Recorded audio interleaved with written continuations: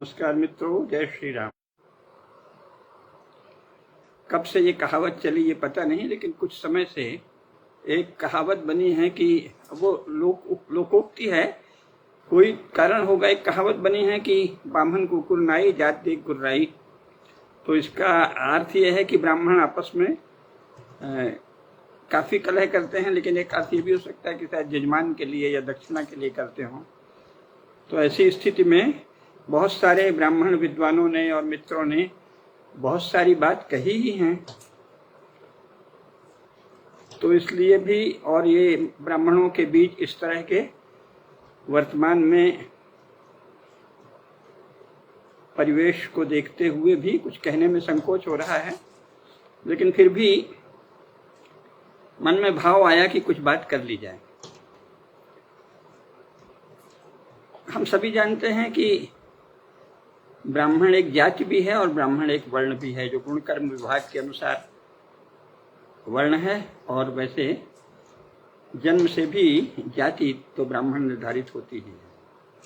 जो भी हो, इस समय अंग्रेजों के जाने के बाद विशेषकर अब एक ही बात बार बार कहनी पड़ती है, क्या करें, परिवेश का स्मरण कराने के लिए।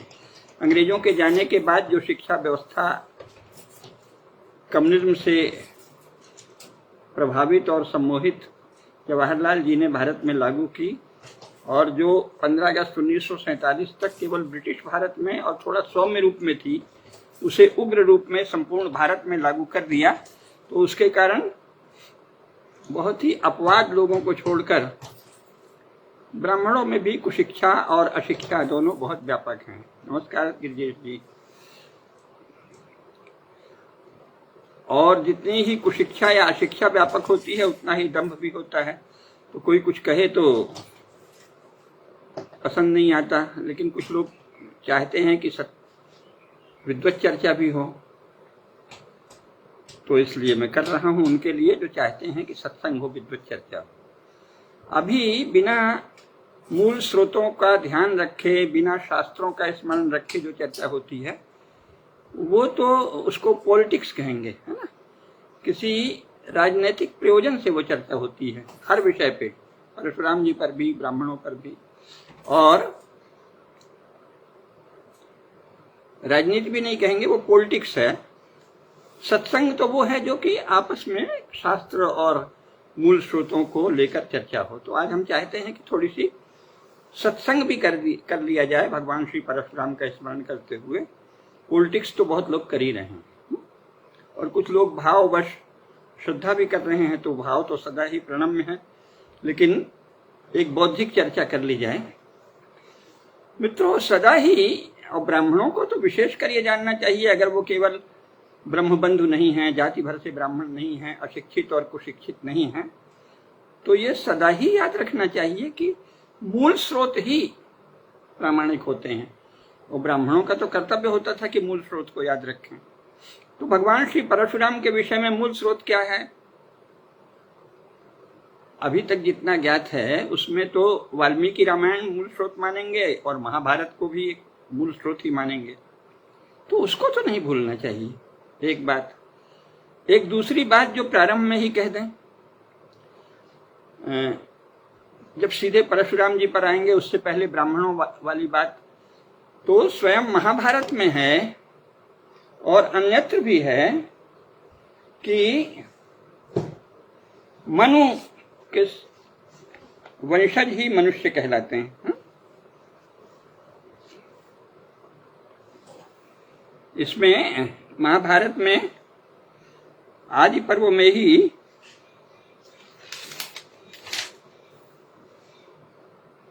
जो 75वां अध्याय है, उसका 12, 13, 14 श्लोक मैं पढ़ रहा हूं गीता प्रेस गोरखपुर वाले संस्करण से। मार्तंडस्य मनुर्धीमान अजायत सुतः प्रभु यमश्चापि सुतो यज्ञे ख्यातस्तस्यानुजः प्रभु।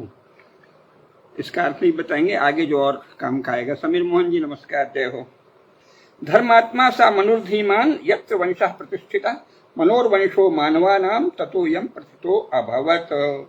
ब्रह्मक्षत्रादयस्तस्मान् मनोर्जातास्तु मानवाः ततो अभवन महाराज ब्रह्म क्षत्रेण संगतम। क्या कह रहा है भगवान वेदव्यास, क्या कह रहे हैं? विवस्वान यानी सूर्य के वंश में परम बुद्धिमान मनु हुए, और एक विवस्वान मनु भी कहा जाता है। तो विवस्वान मरीचि नंदन कश्यप ने जो संतानें पैदा की, उनमें सबसे बड़ी दक्ष कन्या अदिति जो थी, उनके से अदिति के गर्भ से इंद्र आदि 12 आदित्यों को जन्म दिया। इसके बाद अदिति से ही विवस्वान को पैदा किया। विवस्वान के पुत्र यम हुए जो वैवस्वत कहलाते हैं, और वे समस्त प्राणियों के नियंता हैं। विवस्वान के ही पुत्र परम बुद्धिमान मनु हुए जो बड़े प्रभावशाली हैं, कहा है ना।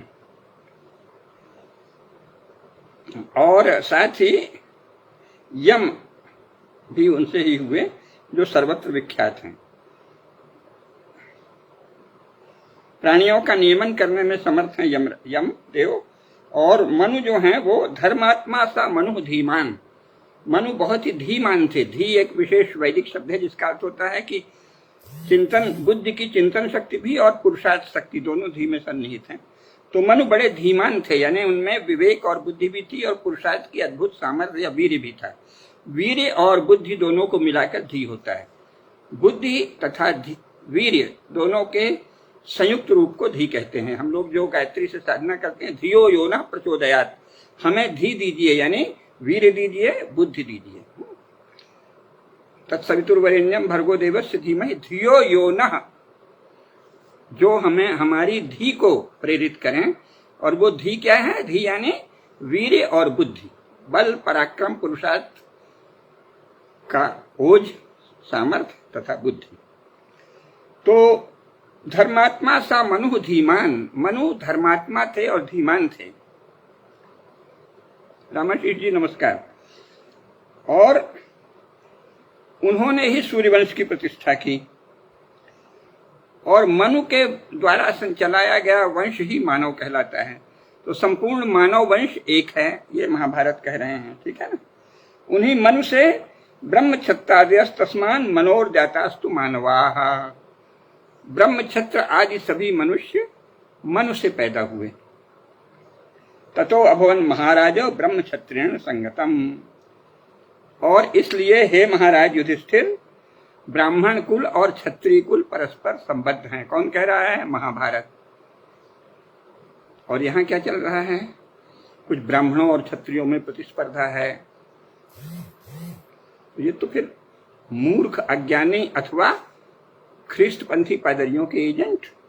और जगह जगह ब्राह्मण और क्षत्रिय संगठन, विशेषकर उत्तर प्रदेश में तो खूब बने हैं, और एक दूसरे से ईर्ष्या प्रतिस्पर्धा करते हैं। तो ये तो दोनों ही गुट क्षुद्र कहलाएंगे, गए गुजरे कहलाएंगे। उनमें से न कोई ब्राह्मण है न कोई क्षत्रिय, क्योंकि जो शास्त्रों का अनुसरण नहीं करता वो काहे का ब्राह्मण और काहे का क्षत्रिय। जय सिया राम जी, मानस किंकर जी, पंकज पांडे जी। तो ब्राह्मण होने के लिए तो ये आवश्यक है ना कि आप शास्त्रों को माने। अगर आप शास्त्र नहीं मानते तो क्या कहा गया है? मनु, आदरणीय उपाध्याय जी को प्रणाम। तो कहा है कि मनु के वंशज ब्राह्मण और क्षत्रिय दोनों हैं, और इसलिए ये परस्पर संबद्ध हैं। और एक दूसरा संदर्भ क्या है? दूसरा संदर्भ ये है कि ब्राह्मणों ने ही क्षत्रिय वंश को पुनः प्रवर्तित किया। वो एक अलग संदर्भ में है, पर वो भी महाभारत में ही है। और उसमें कहा है कि जब ब्राह्मणों को लगा कि क्षत्रिय जाति लगभग लुप्त हो चली है, तो ब्राह्मणों ने क्षत्राणियों से क्षत्रिय उत्पन्न किया। ये वहां कहा है। अन्यत्र ये भी कहा है कि ब्रह्म और क्षत्रिय, सब जगह आया है, ब्रह्म और क्षत्रिय परस्पर संबद्ध हैं। तो जो ब्राह्मणों और क्षत्रियों में स्पर्धा देखता और बताता है, वो न ब्राह्मण है न क्षत्रिय है, स्पष्ट है। वो तो कुछ पादरियों का चेला है, ख्रिस्तपंथी विद्यावंश का अनुगत है, अथवा कांग्रेसी है, अथवा आजकल किसी भी और पार्टी का। सारी पार्टियां एक सी हो रही हैं। तो वो पॉलिटिक्स कर रहा है, जो शास्त्रों से भिन्न कर रहा है। एक तो ये जाने। दूसरे, ये तो हुआ ब्राह्मण और क्षत्रिय के विषय में सामान्य कथन। अब जो विशेष स्वयं भगवान परशुराम के बारे में है, एक तो संजय कुमार त्रिवेदी जी जैसे अपवादों को छोड़ दें तो अधिकांश लोगों को सोशल मीडिया में यही नहीं याद है कि परशुराम उनका नाम नहीं है, उनका नाम तो राम ही, राम राम राम रामेति, यही उनको राम राम कह के ही महाभारत में और सब जगह, वाल्मीकि रामायण में भी उनको राम राम ही कहकर संबोधित किया गया है। परशुराम तो बाद में जब राम ने राम को अपना धनुष दे दिया तो दोनों में विभेद दिखाने के लिए परशुराम कहा जाता है, लेकिन जिन्हें भगवान परशुराम हम कहते हैं वो राम है, राम है ना, और वो भगवान विष्णु के वैसे ही अवतार हैं जैसे कि उनके बाद रघुवंशी राम है। तो भृगुवंशी राम और रघुवंशी राम, इन दोनों में जो भेद करता है वो तो जड़मती है, बुद्धिहीन है और अभागा है। जैसे भृगुवंशी राम है वैसे ही रघुवंशी राम है, और जैसे रघुवंशी राम है वैसे ही भृगुवंशी राम है। लेकिन इससे भी बड़ी बात यह है कि इनके जन्म की कथा, अब उस पर पूरा बताएंगे तो बहुत विस्तार हो जाएगा, लेकिन वाल्मीकि रामायण में भी क्या बताया है और अन्यत्र भी क्या बताया है, महाभारत रामायण दोनों का सार यही है कि साहब जो ऋचिक ऋषि थे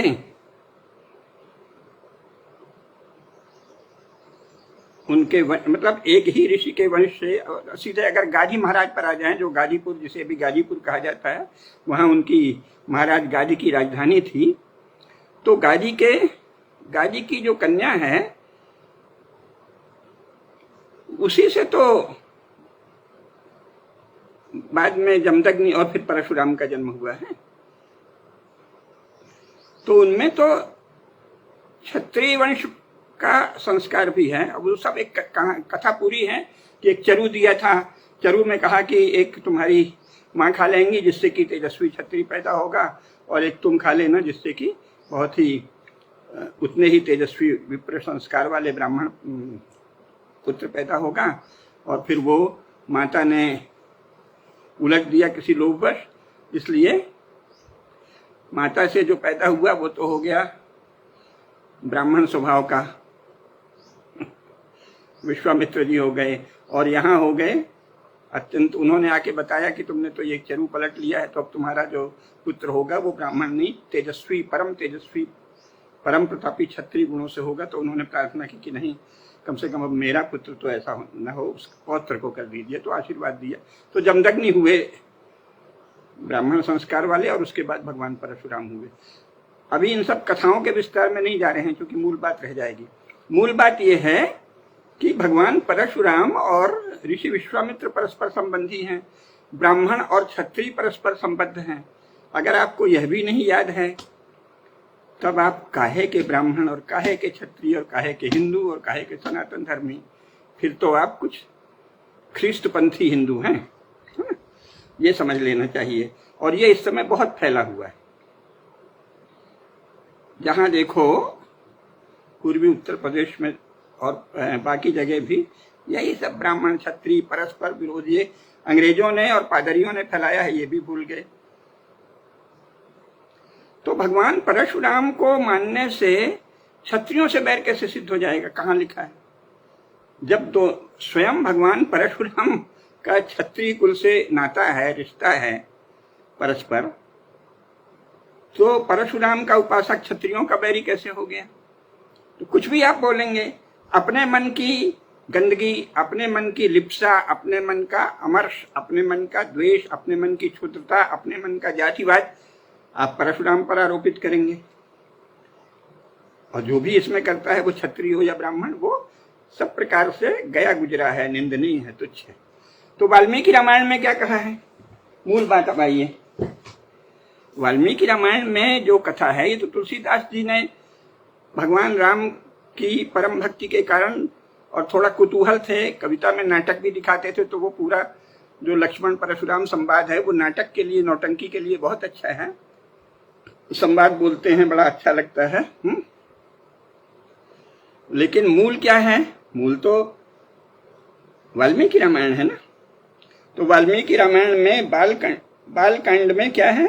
74वां और 75वां सर्ग, उसको पढ़ लीजिए परशुराम जी के विषय में। जब राजा जनक ने दहेज, यानी उस दहेज तो अपनी अपनी समृद्धि दिखाने के लिए दिया जाता है, कोई मांगता नहीं था, तो दहेज सहित कन्याओं को विदा किया। दशरथ जी जब वापस चले अयोध्या की ओर वधुओं को लेके, चारों वधुओं के, उस समय मार्ग में शुभ और अशुभ दोनों शकुन होने लगे। ये 74वें सर्ग में है। तो सबसे बड़ा अशुगुन क्या हुआ?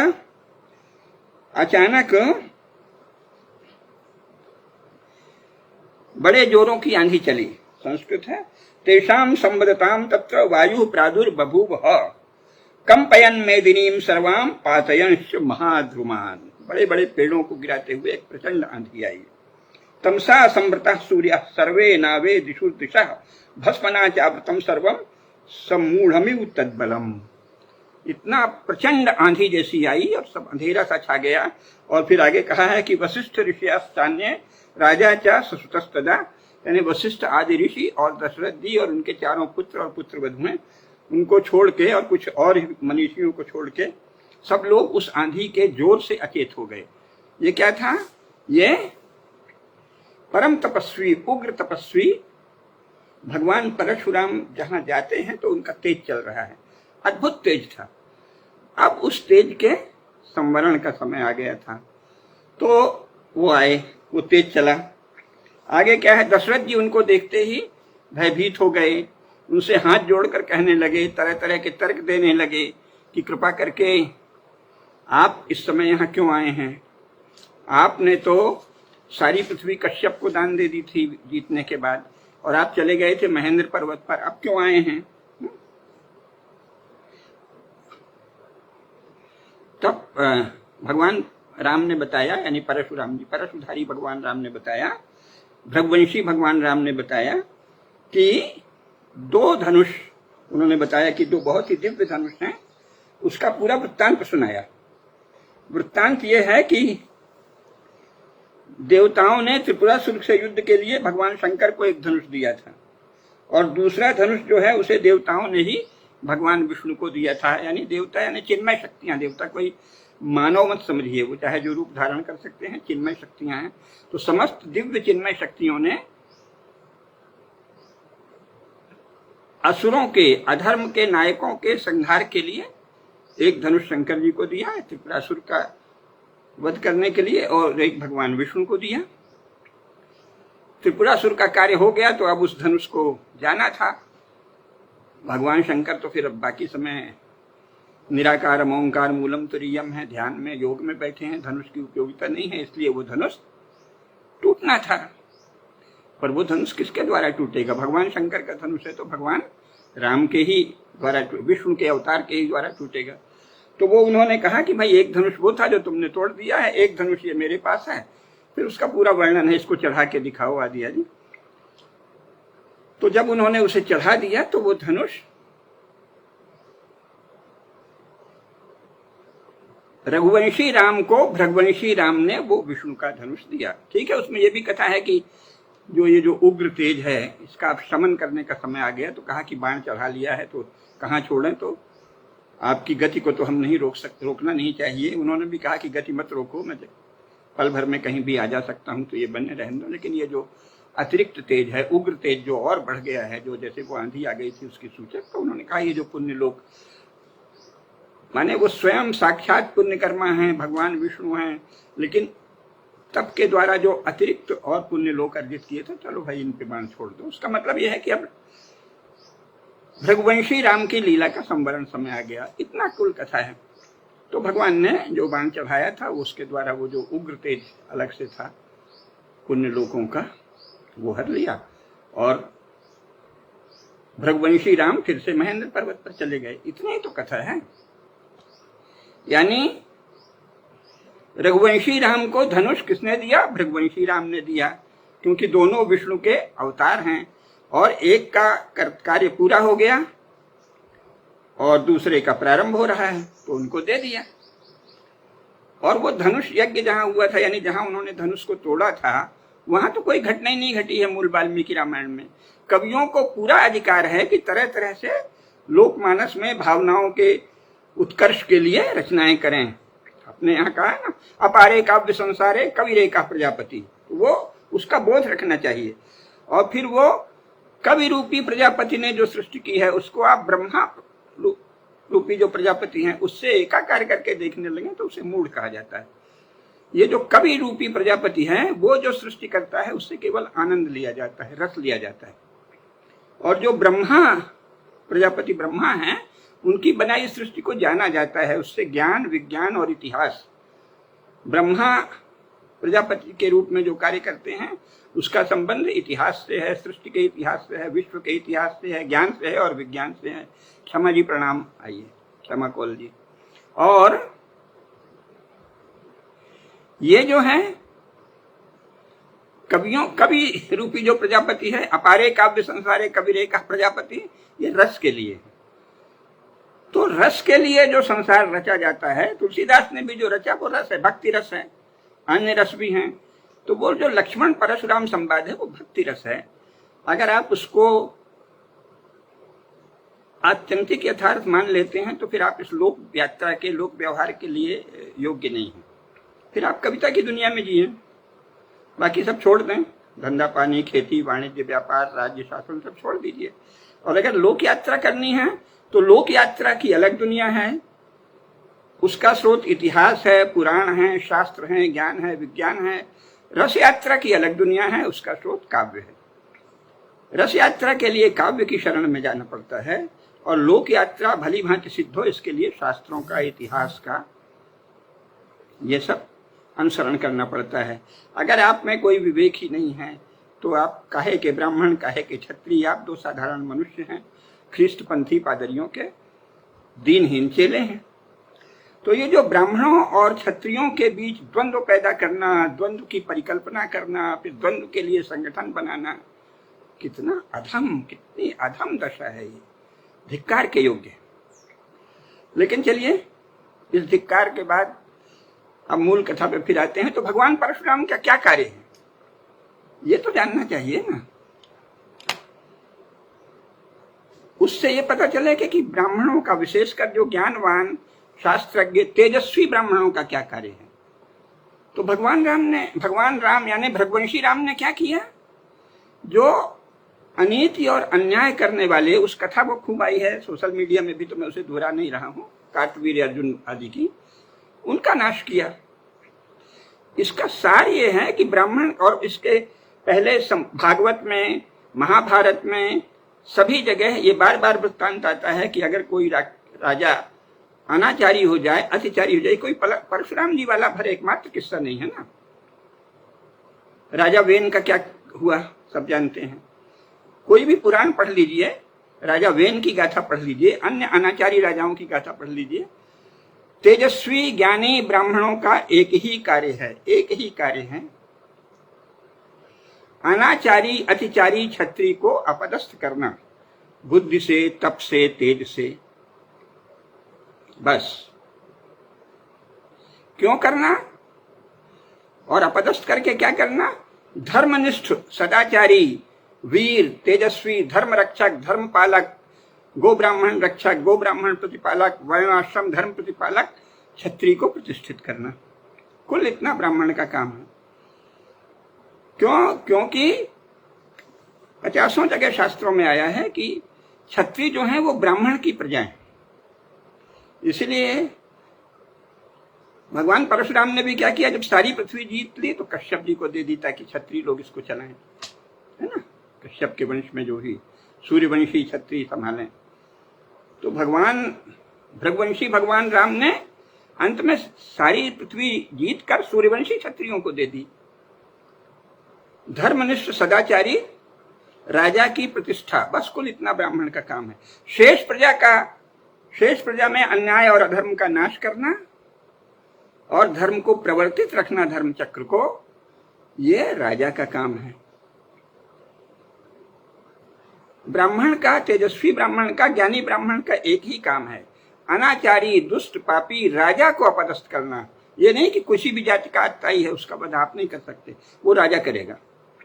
आप तो यानी राजनीति को, राज्य व्यवस्था को ठीक करना, बुद्धि से, बल से, तप से, विवेक से, लोगों में अपने प्रभाव से लोकमानस का उन्मेष करके, ये ब्राह्मण का काम है कुल। और सही राजा की प्रतिष्ठा करना, बस। और शेष प्रजा में धर्म की प्रतिष्ठा करना राजा का काम है, क्षत्रिय का काम है। हाँ परमवीर जी नमस्कार।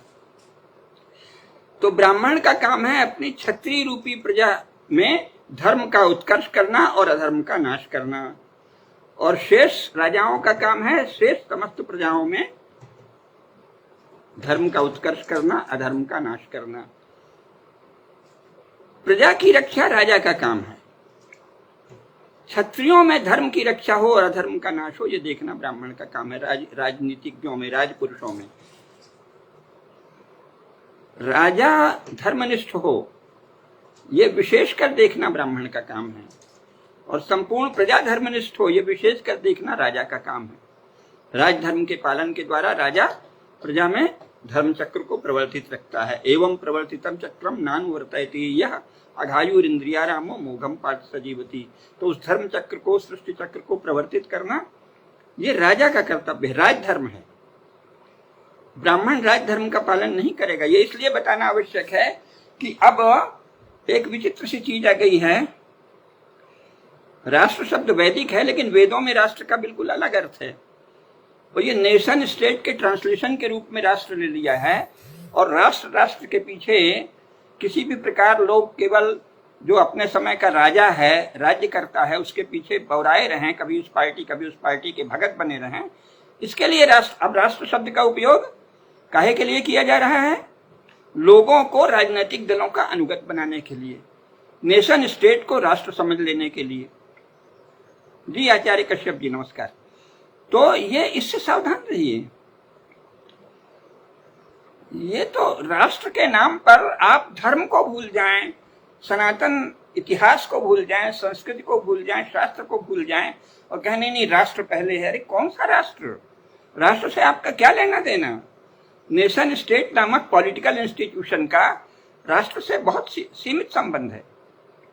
वो जो वैदिक राष्ट्र है, वेदों में जिस राष्ट्र की बात है, वो बहुत ही बृहत्तर है।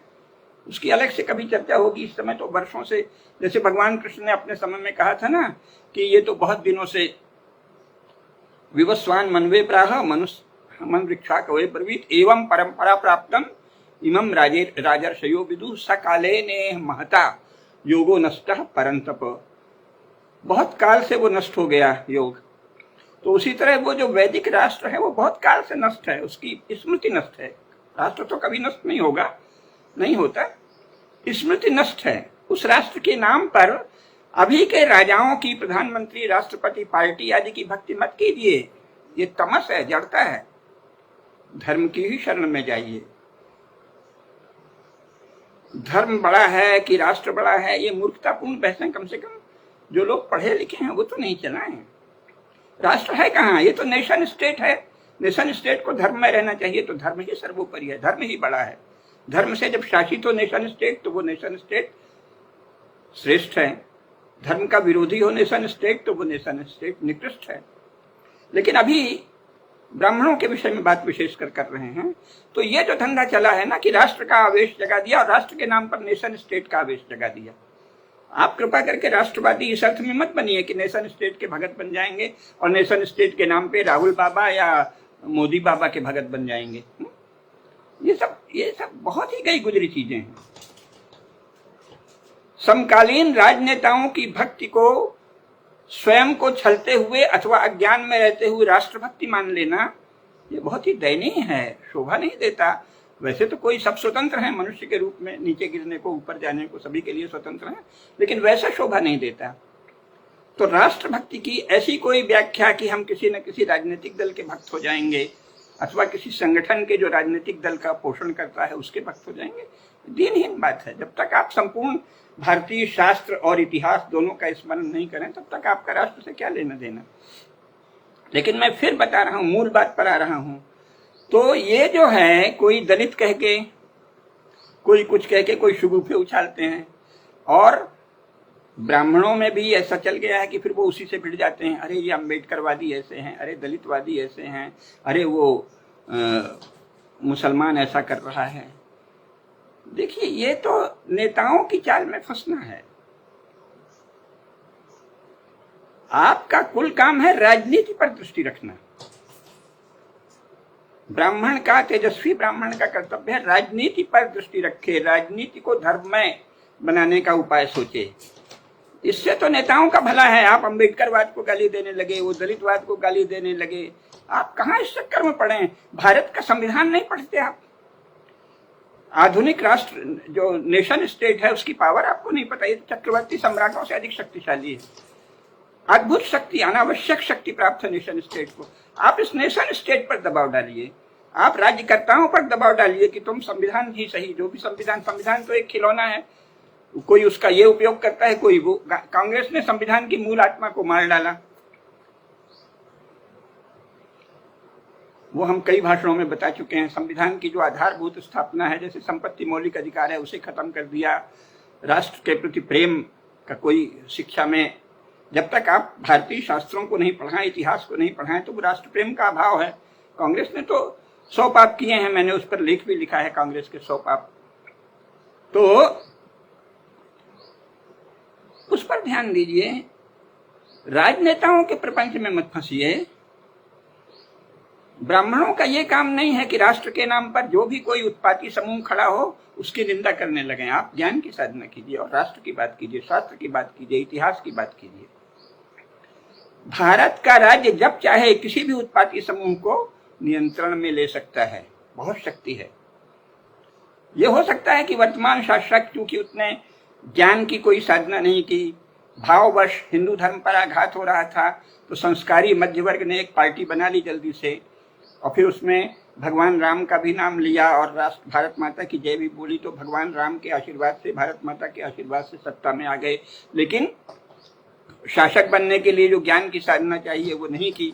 तो हो सकता है कि इन्हें नहीं सूझ रहा हो, लेकिन जितनी साधना करते हैं उसमें तो चमत्कार कर देते हैं। धारा 370 यूं समाप्त कर दिया। कहते थे नहीं, कभी नहीं होगा, खून की नदियां बह जाएंगी। मैं उस समय भी कहता था। मैं ये कहने का इसलिए अधिकारी हूं कि मैं आज से 40 साल से कह रहा हूं कि धारा 370 समाप्त करना बहुत ही मामूली काम है, और उसके लिए लेख भी लिखे थे। और जब आदरणीय मोदी जी प्रधानमंत्री प्रत्याशी भर घोषित हुए थे, तब मिले थे, तब भी यही बात कही थी। तब उन्होंने ये कहा था कि आप लोग पुरानी बात करते हैं, अब स्थिति बदल गई वगैरह वगैरह। लेकिन फिर किया उन्होंने वही जो बलराज मधोक जी ने भी कहा था और जो हम लोगों ने भी निवेदन किया, वही एक रास्ता है। तो शासन के पास बहुत शक्ति है, और अभी इसी संविधान से वो किसी भी चीज को ठीक कर सकते हैं। ये मैंने अपने अन्य बहुत से व्याख्यानों में बताया है। प्रत्येक को, कोई मजहबी उग्रवाद है, उसे बड़े बड़े आराम से इसी संविधान से शासन ठीक कर सकता है। क्यों?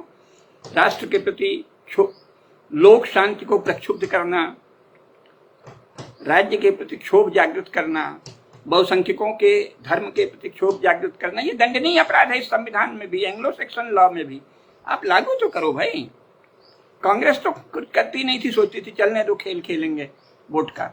अब भाजपा के भी कुछ लोग सोचते होंगे, और जो नहीं सोचते उन्हें फिर ज्ञान की साधना कर लेनी चाहिए। इसमें सारे कानून, सारा प्रावधान विद्यमान है इसी संविधान में, और नया संविधान भी आप बना ही सकते हैं। मैं अभी उस विषय में नहीं जा रहा हूं, पूरा अधिकार है। लेकिन राजा को कार्य करना पड़ेगा। भाषण देना राजा का कार्य नहीं है। और जिस सीमा तक आदरणीय मोदी जी, अमित शाह जी कार्य कर रहे हैं, सारा देश प्रशंसा कर रहा है। जहां कार्य नहीं कर रहे हैं, भाषणबाजी कर रहे हैं, उसका मजाक भी हो रहा है। तो अभी मूल बात यह है कि ब्राह्मणों को ये सब जो राजनीतिक बातें उछाल दी जाती हैं, उसमें ब्राह्मण के नाते आपको कुछ नहीं बोलना चाहिए। ब्राह्मण के नाते आपको शास्त्र की बात करनी चाहिए, ज्ञान की बात करनी चाहिए, और राजनीति को धर्माधिष्ठित बनाने की दिशा में कार्य करना चाहिए। और ये बताना चाहिए कि ये राज्यकर्ताओं की विफलता है। अगर कोई बलवाई भीड़ मजहब के नाम पर कहीं आगजनी कर रही है, लूटपाट कर रही है, तो राज्यकर्ताओं की विफलता है। इसका यह अर्थ नहीं कि आप बस उनकी निंदा करें, उनके प्रति सहानुभूति रखें। अगर उन्हें नहीं पता है सचमुच ऊपर तक, तो उनसे जो ऊपर तक संबद्ध हो उन्हें बता दें साधना करके कि देखिए साहब, आखिर किसी ने, उसे भी वर्ण से तो ब्राह्मण ही कहेंगे, किसी ने बताया ही होगा ना कि ऐसे ऐसे करो तो 370 ऐसे समाप्त हो जाएगा। सारी चीजों की, सभी उत्पातों की, सभी असामाजिक और अराष्ट्रीय कार्यों की काट, उनके नियंत्रण करने की शक्ति, उनके दमन की शक्ति इसी संविधान में वर्तमान राज्य के पास, एक तो संविधान शासन माने वर्तमान राज्य के पास उपलब्ध है, पहले वाक्य पूरा कर दें। दूसरा, मैंने कई बार बताया है कि संविधान से शासन नहीं चलता, शासक संविधान का उपयोग करते हैं सारे संसार में। तो एक ही संविधान का धर्म में उपयोग भी हो सकता है और पाप में उपयोग भी हो सकता है। कांग्रेस ने इस संविधान के बहुत से पाप में उपयोग किए, जो बहुत बड़ा पाप है कांग्रेस का, लेकिन भाजपा उसमें धर्म में उपयोग कर ले, सारे प्रावधान मौजूद हैं और जो नहीं है उस 108 संशोधन हो गए, केवल एक संशोधन और आ जाएगा। मैंने तो कहा एक संशोधन आ जाए, ब्राह्मण के नाते सुझाव है कि 106वां संशोधन आ जाए कि मूल संविधान ही रहेगा, 105 संशोधन रिडंडेंट है, रद्द किए जाते हैं। भारत के जनमानस को देखते हुए और मूल संविधान निर्माताओं के प्रति लोक श्रद्धा को देखते हुए पुनः मूल संविधान को ही यह संसद स्वीकार करती है और अब तक हुए सभी 105 संशोधन 106वें संशोधन के द्वारा रद्द किए जाते हैं। 1 मिनट का काम है। मैं ये नहीं कहता कोई कह लेंगे हल्ला होने लगेगा, वो अलग बात है, लेकिन शासन में ये शक्ति है, चाहे तो कर दे, आपातकाल लगा के कर दे, कैसे भी कर दे। मूल संविधान की प्रतिष्ठा आप कर रहे हैं, बहुत से उपाय हैं। बलवाई भीड़ कुछ कर रही है तो राज्य उसे भून सकता है।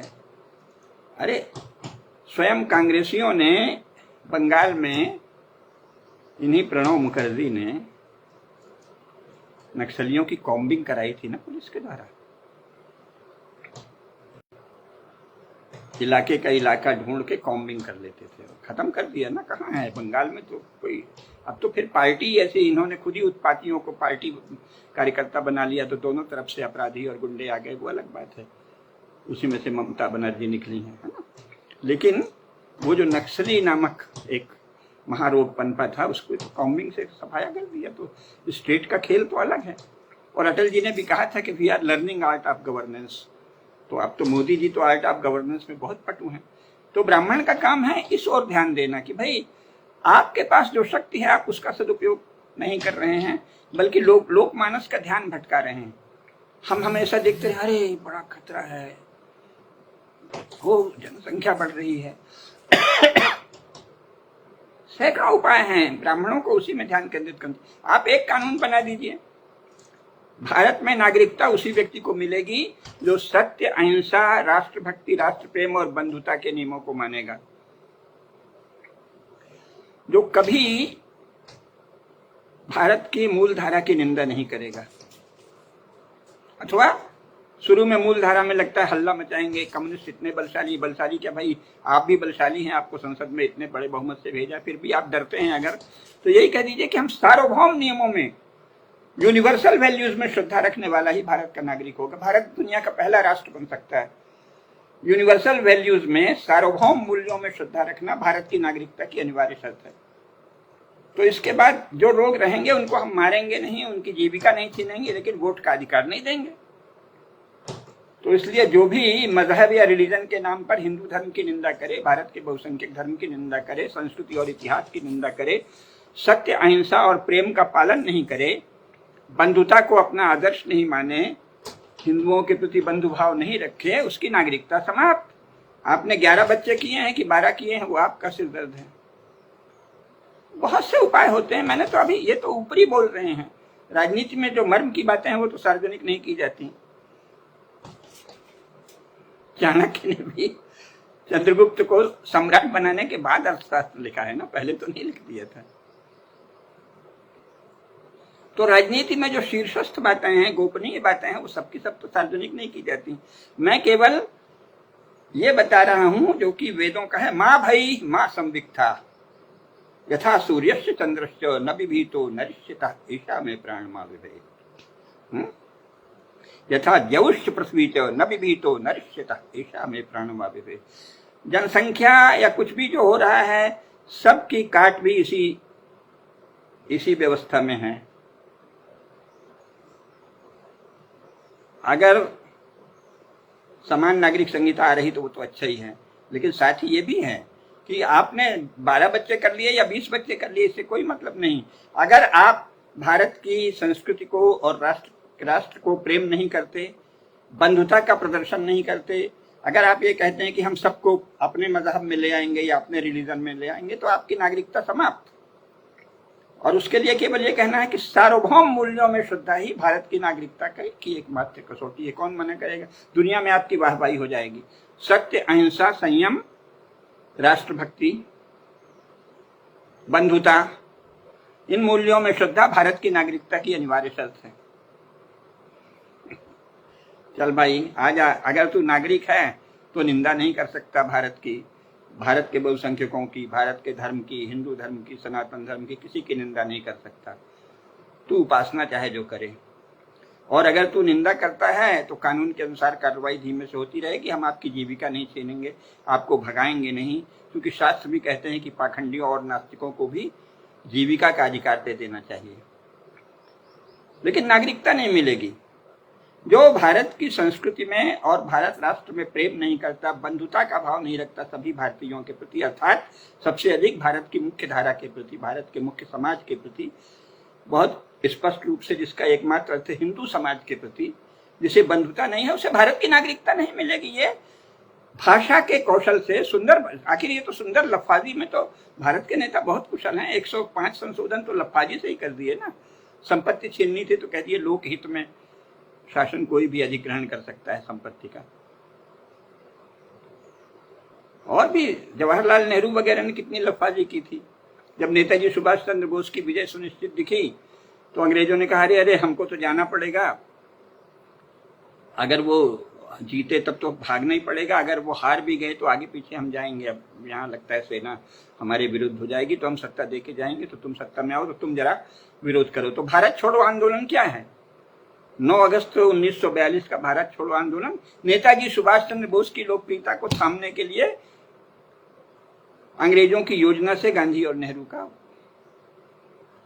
प्रस्ताव है, इसलिए वो एक 24 घंटे के भीतर फ्लॉप हो गया। इसके बाद जो तोड़फोड़ हुई है वो तो नागरिकों ने अपने स्तर पर की है। सारे कांग्रेसी उसी दिन गिरफ्तार हो गए थे और 9 अगस्त 1942 की रात होते होते वो भारत छोड़ो आंदोलन ठप हो गया था, फेल हो गया था। ये लोग झूठ सब बताते हैं इतिहास में, एकदम समाप्त हो गया था। सब जेलों में मजे कर रहे थे और बोले कि हो गया काम, अब हमारा नाम हो गया है, अब तुम गद्दी हमी को दे के जाना। तो लोग ये नहीं कहेंगे कि इनको क्यों गद्दी दी है, कहेंगे हाँ हाँ ये भी लड़े थे। भारत छोड़ो आंदोलन एक बहुत बड़ी नौटंकी था नेताजी सुभाष चंद्र बोस की लोकप्रियता से घबराकर। और आप भारत छोड़ो आंदोलन का प्रस्ताव पढ़िए, उसमें रूस और चीन की प्रशंसा है और लिखा है कि इनके पक्ष में हम खड़े हैं। क्यों? सीधे ये नहीं कह रहे हैं कि हम इंग्लैंड के पक्ष में खड़े हैं। पहले जब रूस जर्मनी के साथ था तब ये चुप थे, जब रूस अंग्रेजों के साथ हो गया तो रूस और चीन की कम्युनिस्ट पार्टी की सारा वो प्रस्ताव जवाहरलाल नेहरू ने लिखा था 9 अगस्त का, और उसमें कम्युनिस्ट रूस और कम्युनिस्ट चीन का पक्ष लेके अपने को बड़ा क्रांतिकारी दिखाया गया। मूल उद्देश्य ये था कि अंग्रेजों के साथ तुम हो गए हो, हम खुलेआम अंग्रेजों के साथ हैं। तो अंग्रेजों के पक्ष में, अंग्रेजों के इशारे पर भारत छोड़ो आंदोलन की नौटंकी की गई। तो लफाजी में तो बहुत चतुर हैं सारे ही पार्टियों के नेता, थोड़ी और लफाजी कर लो। सार्वभौम मानव मूल्यों में श्रद्धा रखने वाले को ही भारत की नागरिकता प्राप्त होगी। ये तो आप कर ही सकते हैं, इसलिए भयभीत मत रखिए। और कम से कम ब्राह्मणों को, तेजस्वी ब्राह्मणों को, अपने समाज को भयभीत नहीं रखना चाहिए। और राजनेताओं पर, राज्यकर्ताओं पर दृष्टि रखिए। राज्यकर्ता क्या कर रहा है? राज्यकर्ता राज्य बल का सही उपयोग कर रहा है धर्म के लिए या नहीं, ये मुख्य ध्यान दीजिए। बाकी चीजों पे मत जाइए, पहले बहुत हो चुका है, अब नहीं करना चाहिए। तो भगवान परशुराम से एकमात्र प्रेरणा जो लेनी चाहिए वो ये कि हमें केवल आतताई, अनाचारी और अधर्म में राजाओं को अपदस्थ करते हुए धर्मनिष्ठ, धर्म संरक्षक राज्य की स्थापना के लिए सारी शक्ति और सारा तेज लगाना है। वहां धर्माधर्म विवेक करना है, किसी व्यक्ति से द्वेष नहीं करना है, बल्कि सूक्ष्म विवेचना ब्राह्मण का काम है। कांग्रेस के ये पाप थे, ये पुण्य था, भाजपा के ये पाप हैं, ये पुण्य है। सूक्ष्म विवेचना करिए और उसी में ध्यान दीजिए। बाकी जो समूह हैं उनसे अपने अपने मोहल्ले में समितियां आदि बनाकर रक्षा कीजिए, शस्त्र का भी अभ्यास कीजिए, लेकिन सार्वजनिक जीवन में आप पार्टियों की सेवा इस रूप में मत करने लगिए कि उन्होंने कहा कि लो अरे वो बड़ा खतरनाक हो रहा है, अम्बेडकरवाद, दलितवाद, आप उसी में लग गए। भाई क्यों खतरनाक हो रहा है? तुम्हारे इशारे पर हो रहा है। जो कुछ भी उपद्रवी समूह उभर रहे हैं वो बिना शासकों की इच्छा और अनुमति के नहीं उभर रहे हैं। ये ठीक है कि इस समय शासक मिश्रित हैं, कहीं कांग्रेस शासक है, कहीं भाजपा शासक है, कहीं कोई शासक है, लेकिन शासक समूहों की, उसको भी आप बहुत से उपाय हैं, सबके उपाय हो जाते हैं राजनीति में। तो हमको राज्य की ओर ध्यान देना चाहिए, राज्यकर्ताओं की ओर ध्यान देना चाहिए। राज्यकर्ता धर्म में कैसे हों? क्षत्रियों की अधर्म में क्षत्रियों को अपदस्थ करना और धर्मनिष्ठ क्षत्रियों यानी राजपुरुष यहाँ कर लें। अब वर्ण तो है नहीं भारत में इस समय, ये तो वर्णाश्रम विहीन समाज बना दिया है 15 अगस्त 1947 के बाद। न वर्ण को कोई वैधता प्राप्त है, न आश्रम को, तो वर्ण आश्रम की भाषा में बोलिए ही मत। तो तेजस्वी विद्वानों का काम है, वो अपने को ब्राह्मण कहें चाहे नहीं, तेजस्वी विद्वानों का काम है राजनीति से अधर्म का उन्मूलन और राजनीति में राजधर्म की प्रतिष्ठा। राजधर्म की प्रतिष्ठा की ओर ध्यान दीजिए। राष्ट्र के नाम पर पार्टियों के खेल में मत फंसिए। राष्ट्रवाद आदि के नाम पर राष्ट्र का जो मूल अर्थ है वो तो कोई पार्टी मानती ही नहीं है, क्योंकि वहां शास्त्र और इतिहास दोनों को मानना पड़ेगा। राष्ट्र रट के ये नेशन स्टेट के प्रति और नेशन स्टेट के गवर्नेंस वाले अपने लोगों के प्रति श्रद्धा जगाना चाहते हैं, तो आपका ये काम नहीं है। आपका काम है शाश्वत मूल्यों पर, सनातन धर्म पर श्रद्धा, और उसके लिए लोकमानस को जागृत करना, उसमें सार्वभौम मूल्यों के, सनातन धर्म के प्रति संस्कारों और श्रद्धा का उत्कर्ष करना। और बाकी जो समस्याएं हैं वो राजपुरुषों की कई बार तो अक्षमता है और कई बार योजना पूर्वक उभारा जाता है। कुछ ना कुछ उभारे रहो। कांग्रेस ने तो ये बहुत किया है। सारे ही दंगे जो कांग्रेस ने करवाए वो इसीलिए कि हिंदू मुसलमान दोनों तनाव में रहें। कम्युनिस्ट तो खैर इसमें माहिर ही हैं। उत्पात करो, समाज को तनाव में रखो और छल बल से किसी तरह सत्ता में आ जाओ। ममता बनर्जी, केजरीवाल, ये सब तो इसी के उस्ताद है ना। समाज में विक्षोभ, असंतोष और विचित्र सी संशय की स्थिति पैदा करना, जिससे हम अपना खेल खेल सकें। तो आप उसमें मत पड़िए। एक सशक्त राज्य, एक सशक्त राजा, एक सशक्त प्रधानमंत्री सब चीजों को नियंत्रित कर सकता है। जिस विषय में उन्होंने परिश्रम किया, कितना अद्भुत कर दिया। 80 करोड़ लोगों को 9 महीने तक भोजन करा दिया, जिस समय दुनिया में लोग परेशान थे। ये सब राज्य का ही तो बल है। और अभी तो कल परसों प्रधानमंत्री जी ने लोक सेवकों की, लोक सेवक कहते हैं उनको, मतलब राज सेवक हैं वस्तुतः। सारे ब्राह्मणों का ये सब काम है। पब्लिक सर्वेंट को लोक सेवक कह दिया भ्रम पैदा करने के लिए। कौन सा गवर्नमेंट सर्वेंट लोक सेवक है? उनको राज सेवक कहिए। इन सब बातों को तो उठाइए, अधिकृत रूप से बाद में मान्य होगा।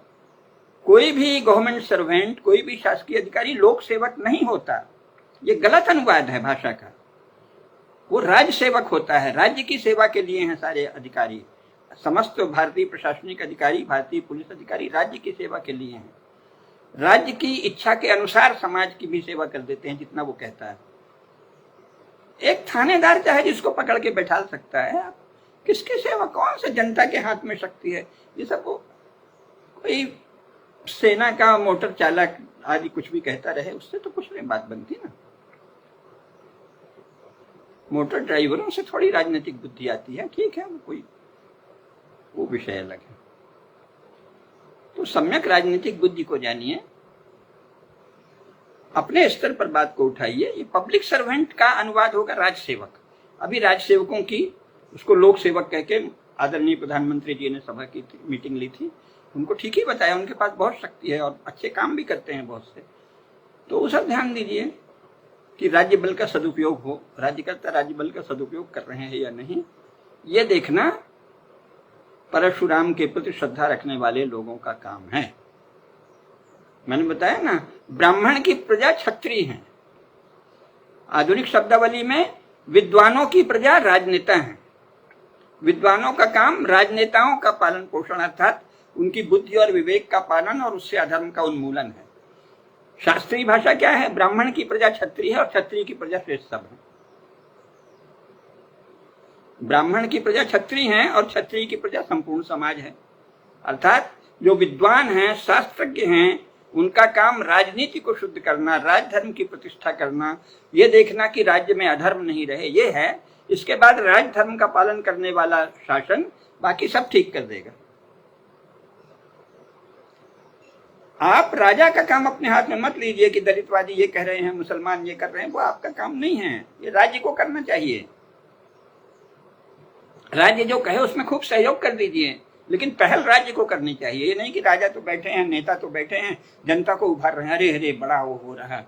अरे इतनी अपरिमित शक्ति है राज्य के पास, उसको देखिए। वो अगर कहीं पापियों का, अत्याचारियों का, असामाजिक तत्वों का, राष्ट्र विरोधी तत्वों का दमन नहीं कर रहे हैं तो ये उनका शौक है, उससे कुछ लाभ लेते होंगे, वातावरण में विक्षोभ होगा तो वोट हमको मिलेगा, आदि आदि।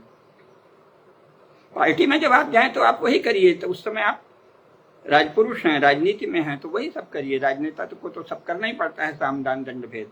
लेकिन ब्राह्मण के नाते, भगवान परशुराम के प्रति श्रद्धावान व्यक्ति के नाते आप राजधर्म की प्रतिष्ठा कैसे हो भारतवर्ष में, इसकी ओर ध्यान दीजिए।